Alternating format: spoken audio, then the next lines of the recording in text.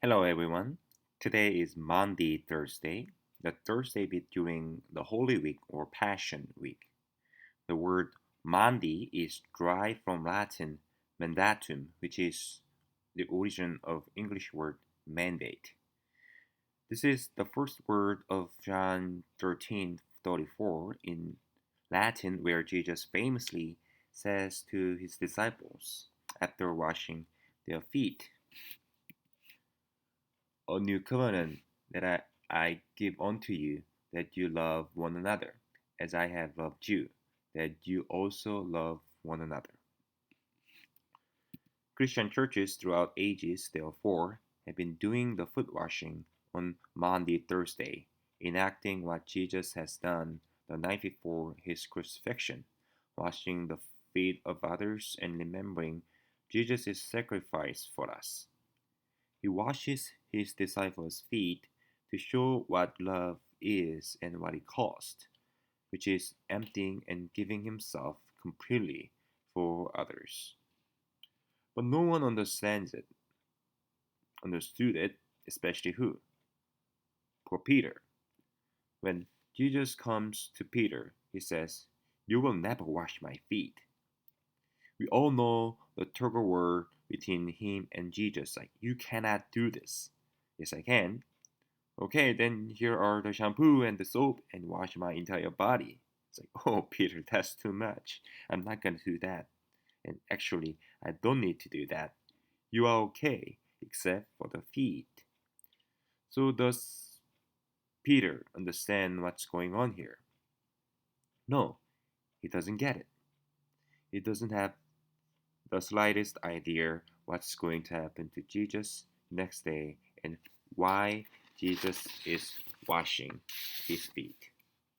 So, the first takeaway from this story on Maundy Thursday is this: sometimes we don't fully understand what's happening around us, but we better let God work in us.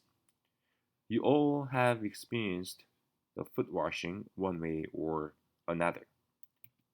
When I was in Atlanta doing youth ministry, I was asked to come and wash the feet of students from my church at a joint retreat.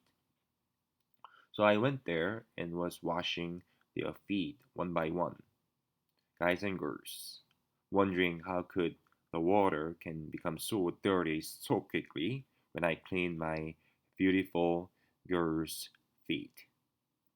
Then a student of mine walked forth and sat on a chair. When I began washing her feet after a short prayer, she began crying.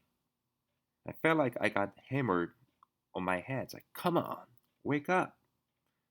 I didn't understand what was going on. The Spirit was moving her heart, touching her, but I was thinking, what? Feet is so dirty. This water is filthy.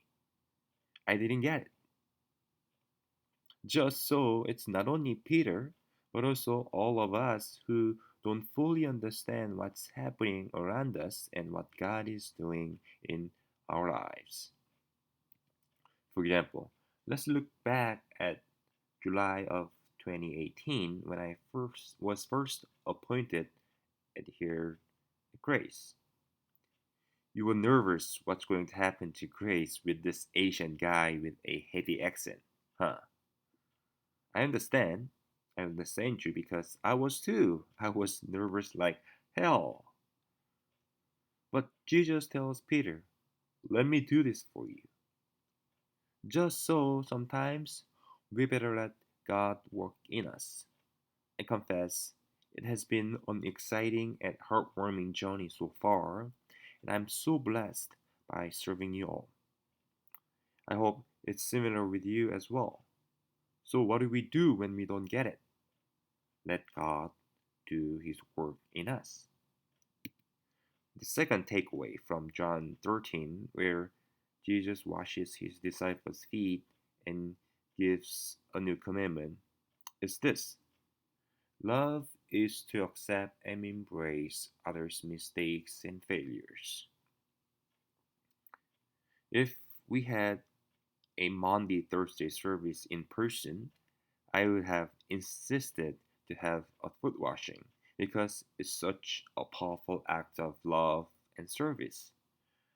But since we cannot do that because of the pandemic, I thought of the meaning of foot washing and realized that it is accepting and embracing the embarrassing part of each other's body and thus their life.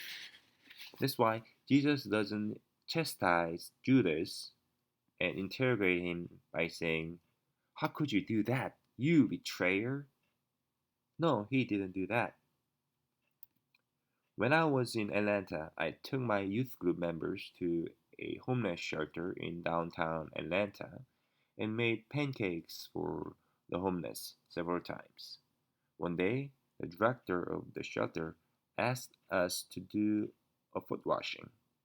So a couple of students with their gloves on began cleaning the feet of homeless people with wipes. So they were sitting on a chair and my girls were sitting on chairs and my girls were wiping their feet on the floor. I was literally in shock. I thought the director demanded us too much.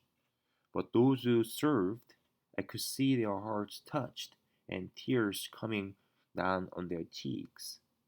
My girls who cleaned their feet, they said it was such a powerful moment. At the end, a man came up to me and asked a handshake. Probably he knew I was a pastor. So I reached out my hand and shook his hand with my gloves on. Then he didn't give me a dirty look, but he stared at me a little while.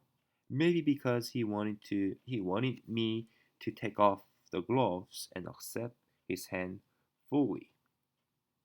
After 10 years, I still regret my action. I think I was not ready to fully embrace him as he was, and I felt safe to keep the distance between me and him. But now I know that's not love. That's not acceptance. Half love is not true love. Half acceptance is not true acceptance. If we truly love somebody, we need to accept and embrace his or her embarrassing parts, including their mistakes and failures. So let us do that. Let us see the embarrassing and frustrating parts in others as well as in ourselves and accept them. It may be or it will be surely difficult and challenging and make us wonder, why do I have to do this when he or she seems not to change like Judas? When don't get it, just like that, what do we do? Let God work in and through us, and let's accept and embrace them as Jesus commanded us, gave himself up for us, and show us what true love is. I give you a new commandment, that you love one another. Just as I have loved you, you also should love one another. By this, everyone will know that you are my disciples, if you have love for one another. Amen.